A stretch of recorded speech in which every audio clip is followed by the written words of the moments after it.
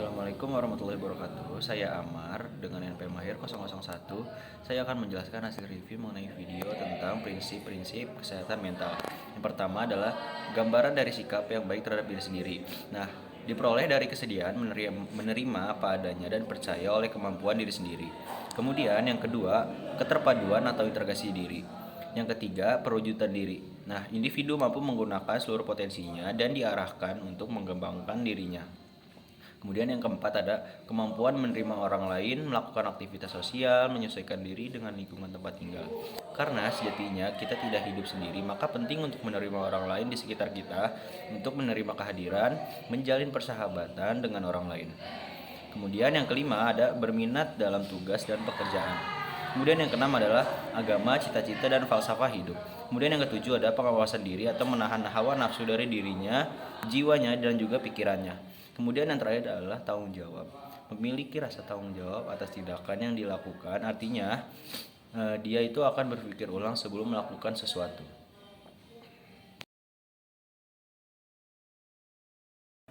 Halo, perkenalkan nama saya Zikra Putri Rupanidanto dengan nomor NPM akhir 24. Di sini saya akan menjelaskan video selanjutnya yaitu mengenai kajian kesehatan mental dan juga abnormalitas. Di video ini dibahas mengenai sudut pandang yang dapat dikatakan bahwa orang tersebut abnormalitas. Terdapat 3 sudut pandang dan juga 2 sudut pandang tambahan mengenai dalam upaya memahami abnormalitas. Nah, yang pertama adalah sudut pandang patologi, yang kedua adalah sudut pandang statistik, yang ketiga adalah sudut pandang kebudayaan, dan yang keempat adalah sudut pandang keseimbangan lingkungan. Nah, untuk sudut pandang keseimbangan lingkungan ini, orang dapat dibilang abnormalitas dilihat bagaimana orang tersebut beradaptasi dengan lingkungannya. Sudut pandang ini melihat bahwa bagaimana manusia itu dapat beradaptasi dengan lingkungan alamnya, lingkungan sekitarnya, dan juga lingkungan sosialnya. Nah, jadi jika manusia itu tidak dapat beradaptasi dengan lingkungan-lingkungannya di sekitarnya, maka ia sudah dapat termasuk dan juga sudah dapat dibilang abnormalitas. Nah, untuk sudut pandang terakhir adalah sudut pandang kaidah agama, yang dimana sudut pandang ini memahami bahwa orang tersebut dapat dibilang abnormalitas jika ia di luar dari apa yang agamanya ajarkan. Jadi sudut pandang ini berdasar pada syariat agamanya yang berisi tuntunan hidup yang baik, benar, dan juga normal. Nah, jadi jika orang tersebut tidak seperti apa yang agamanya ajarkan, syariatkan, dan juga tuntutkan gitu ya, maka ia di luar dari aturan-aturan tersebut dan dapat bisa dibilang abnormal.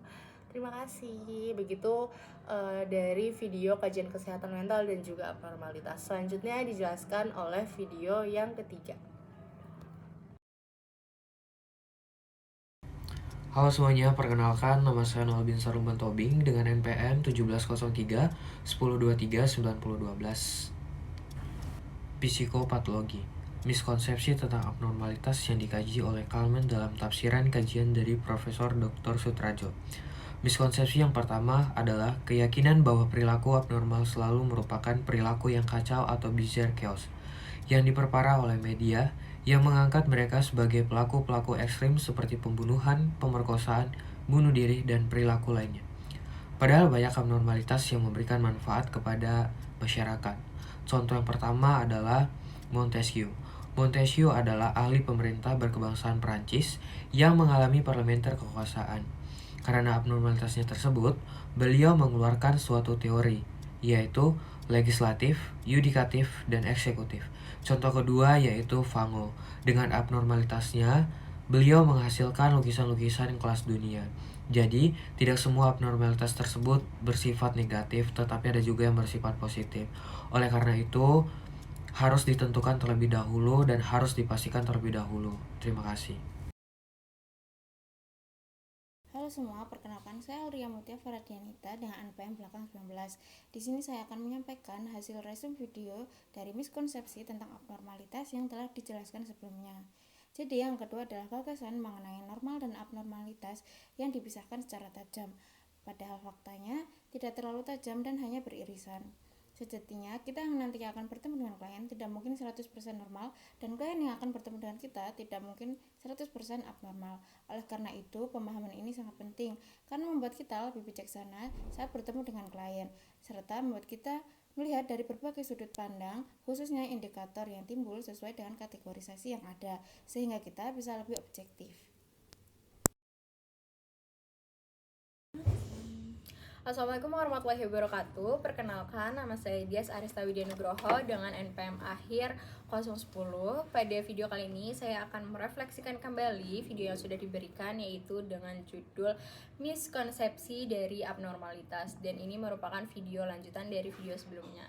Dan pada kali ini saya akan membahas mengenai beberapa miskonsepsi, yaitu yang pertama adalah gangguan mental merupakan stigma yang hereditar, di mana masyarakat ini masih menganggap bahwa gangguan mental itu merupakan turun-temurun dari sebelumnya atau dari orang tua mereka. Dan seharusnya ini tidak serta-merta menstigma bahwa penyakit mental itu adalah turun-menurun. Selanjutnya yaitu adalah pandangan bahwa jenius adalah orang yang dekat dengan kegilaan atau ketidakwarasan. Dan ini juga tidak serta-merta harus menstigma yang jenius atau yang memiliki kecerdasan yang di atas rata-rata itu dekat dengan ketidakwarasan. Dan selanjutnya, terdapat gangguan mental yang distigmakan berbahaya dan tidak dapat diobati. Beberapa orang akan merasa penderitaan yang besar ketika distigmakan tidak bisa sembuh, dan bahayanya ini akan lebih dalam ketika tidak mengupayakan treatment yang baik.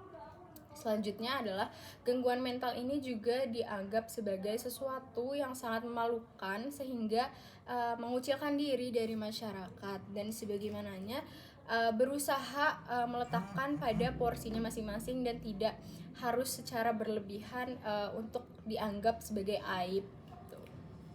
Sekian pemaparan dari saya, kurang lebihnya mohon maaf. Wassalamualaikum warahmatullahi wabarakatuh.